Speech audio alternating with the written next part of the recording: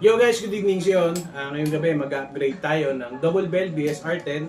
So ito yung ginawa natin nung nakaraan na pudpud na yung sear.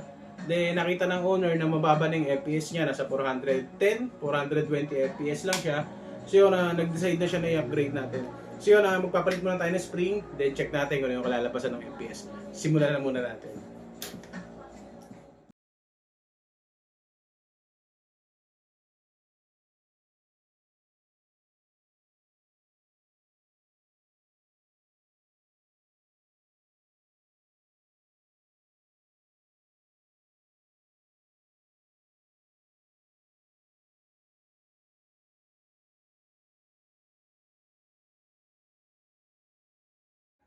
At yun, napalitan na nga natin ng spring, yung double bell na BSR10. So ito yung luma niyang spring.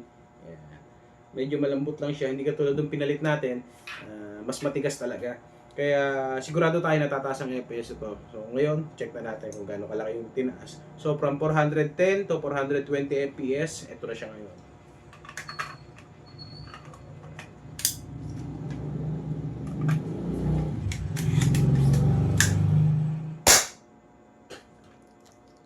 633. So napasober lang yata yung ano niya. So pa. Taas. Yan. 638.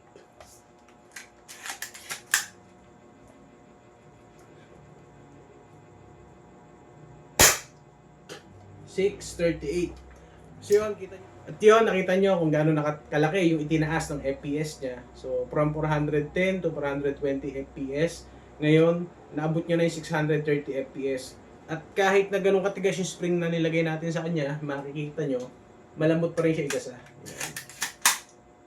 Yun ang hindi nagbago sa kanya. Although merong konting naidagdag, konting pressure, pero hindi ganun katigas katulad ng ibang airsoft na sniper rifle. So yun, sa owner nito, sir, ready to pick up na po. Maraming salamat.